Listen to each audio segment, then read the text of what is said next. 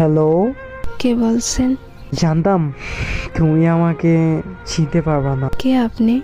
হুম, তোমার সেই পাগল, সে তোমাকে পাগলের মতো ভালোবাসতো।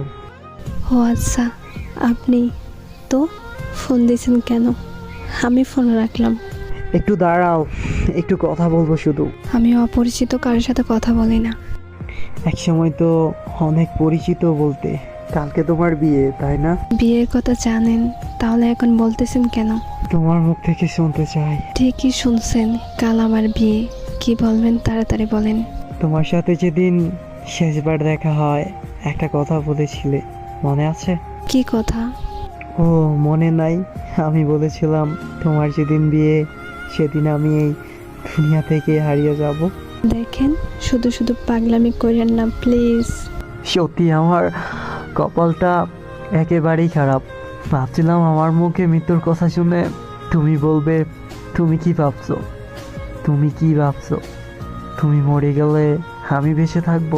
হ্যাঁ, আর কি বলবো, তুমি তো আমাকে কোনোদিন ভালোই বাসোনি। একা হয়ে গেছি আমি, একেবারে একা। চুপ করেন, এমন করে কেন কথা বলতেছেন? সমস্যা নাই, একটু পর নিশ্চুপ হয়ে যাব। শোনো না, আমার অনেক কষ্ট হচ্ছে। এখন তুমি কোথায় আছো বলো না, প্লিজ বলো কোথায় আছো তুমি। আমি বলতে পারবো না, আর জেনে কোনো লাভ নাই। আমাকে বাঁচাতে পারবে না। আমি মরে যাওয়ার আগে একটা কথা বলবো, তুমি শুনবা? হুম, বলো তুমি, শুনবো। জানো, অনেক স্বপ্ন ছিল তোমারে দিয়া, তোমার কোলে মাথা রাইখা ঘুমাবো। আমার অনেক কষ্ট হচ্ছে, সত্যি অনেক কষ্ট হইতেছে আমার। আমার সময় শেষ, ভালো থেকো তুমি, নিজের খেয়াল রেখো। কোথায় যাবা তুমি? কি হলো, কিছু বলতেছো না কেন? হ্যালো।